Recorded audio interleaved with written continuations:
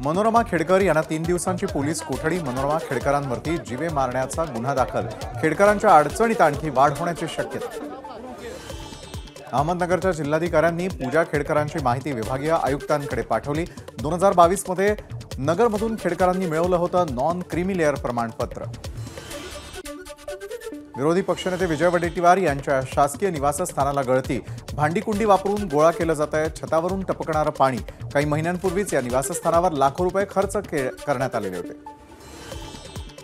सोलापुरामध्ये राष्ट्रवादी शरद पवार गटाचे जिल्हा अध्यक्ष आणि कार्यालय सरचिटणीस यांच्यात वाद। सरचिटणीस महेश मानेंकडून खुर्च्या फेकून संताप व्यक्त। बारामतीच्या भिगवण चौकामध्ये शरद पवारांच्या बॅनर शेजारी अजित पवारांचं बॅनर। अहिल्याबाई होळकर जयंतीनिमित्तानं शरद पवारांचे बॅनर तर अजित पवारांचा भव्य कुस्तीचा बॅनर। विशाळगडावरती झालेल्या राड्याविरोधात इम्तियाज जलील उद्या संभाजीनगरच्या विभागीय आयुक्त कार्यालयासमोर निदर्शनं करणार। कोल्हापूरला येण्यासाठी काही लोकांनी विरोध केल्याची जलील यांची माहिती। भर पावसाळ्यामध्ये मराठवाड्यामधील 457 गावं 89 वाड्यांना 714 टँकरनं पाणी पुरवठा। पावसाळा सुरू होऊन 1.5 महिना उलटला तरी मराठवाड्यात टंचाईच। पंढरपूरमध्ये आषाढी द्वादशीला चंद्रभागेतून काढला 3 टन कचरा। बीव्हीजीच्या 400 कर्मचाऱ्यांकडून चंद्रभागेची स्वच्छता। मुंबई गोवा महामार्गावरील वाशिष्ठी ब्रिजच्या एका लेनवरील वाहतूक बंद। मुंबईकडे जाणारी वाहतूक दुसऱ्या पुलावरून वळवली।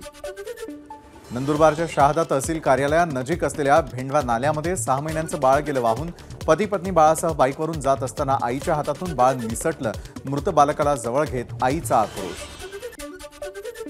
अमरावतीच्या चिखलदऱ्यामध्ये पर्यटकांची जीवघेणी स्टंटबाजी। धोकादायक ठिकाणी जाऊन हुल्लडबाज तरुणांचं फोटो सेशन। उत्तर प्रदेशच्या गोंडामध्ये चंदीगड एक्सप्रेसला अपघात। एक्सप्रेसचे 10 ते 12 डबे रुळावरून घसरले। 12हून अधिक प्रवासी जखमी। सुनियोजित पद्धतीनं पेपरफुटी झाल्याचं पटवून दिलं तरच पेपर परीक्षेचे किंवा फेरपरीक्षेचे आदेश देऊ। कथित घोटाळा 1 लाख विद्यार्थ्यांपुरताच। नीटच्या सुनावणी दरम्यान सुप्रीम कोर्टाचं निरीक्षण। अभिनेत्री जान्हवी कपूर फूड पॉइझनिंगमुळे इस्पितळात दाखल। दक्षिण मुंबईतील HN रिलायन्स इस्पितळामध्ये जान्हवीवरती उपचार सुरू। जान्हवीची प्रकृती ठीक असल्याची कुटुंबियांची माहिती। बांगलादेशमध्ये सुरू असलेल्या हिंसाचारानंतर भारत सरकारच्या भारतीयांसाठी मार्गदर्शक सूचना। बांगलादेशमधील भारतीयांनी काम असेल तरच घराबाहेर पडण्याचे निर्देश, तसंच बांगलादेशमध्ये न जाण्याचेही निर्देश।